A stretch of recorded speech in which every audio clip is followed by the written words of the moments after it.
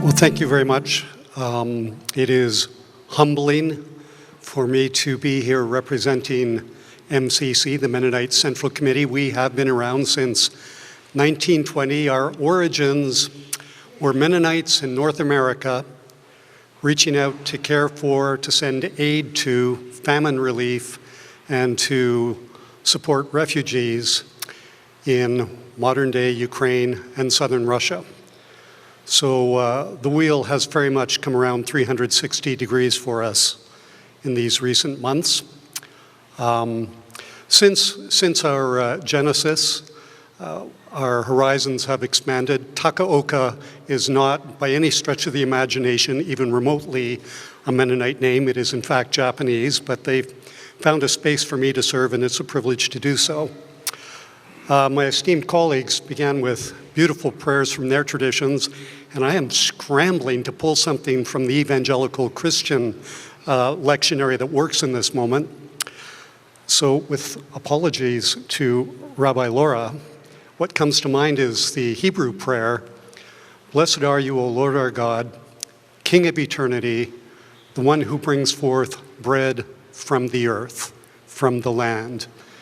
And I would say rooted within our Anabaptist evangelical tradition is very much a belief in Creator God and our responsibility to steward that creation. So this is a belief that very much unites us, and I think that's very important to acknowledge. And I think it's very much important that we who are part of the Western Christian, and I will label it the evangelical tradition, to put it plainly, we lost our way. We owe a debt. We owe a debt to the indigenous peoples of these lands and this river.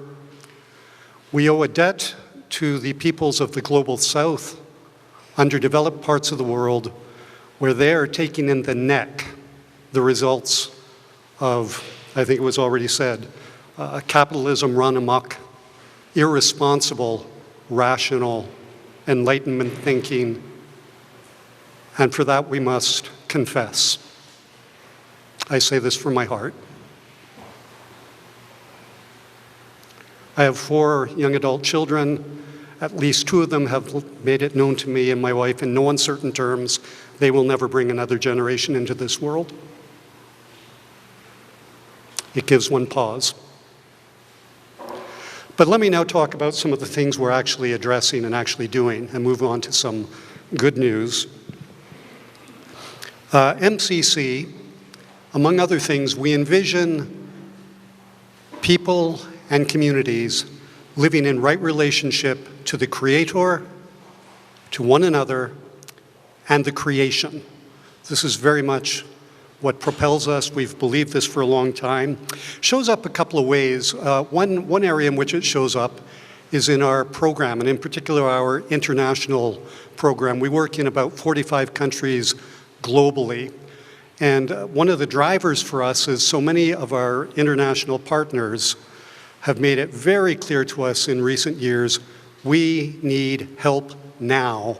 The rains no longer come when they are supposed to, or when the rain comes, too much rain comes.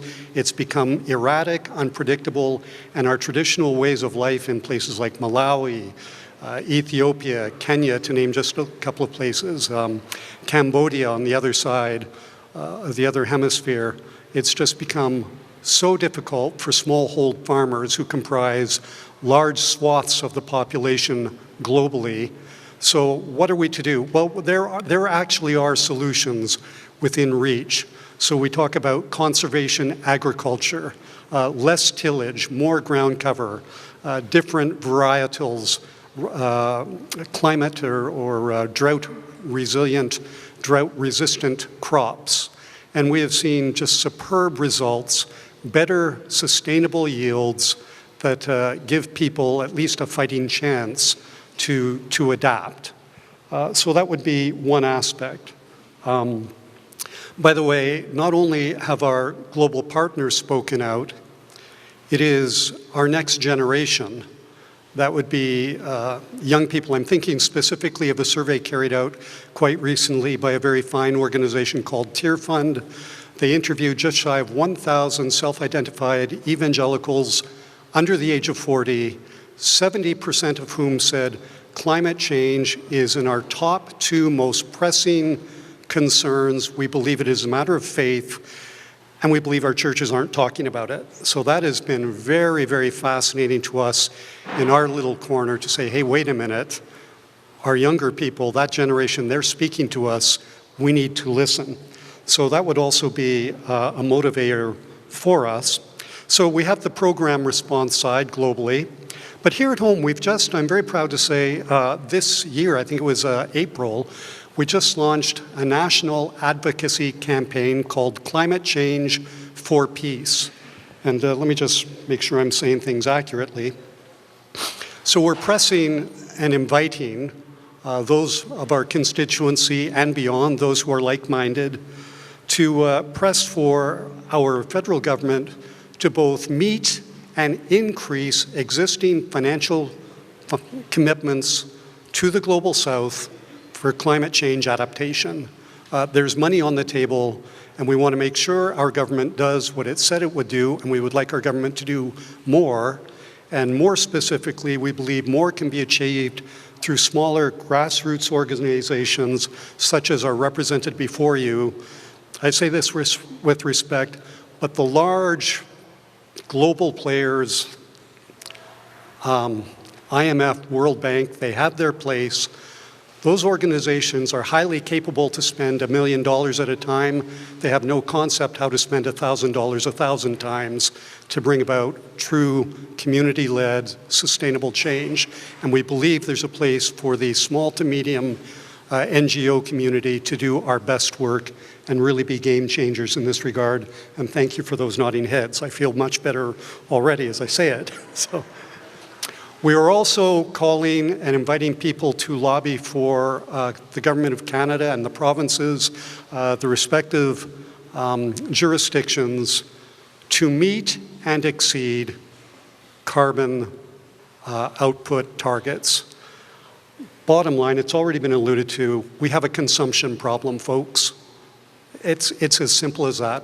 We're taking out more than we're putting back.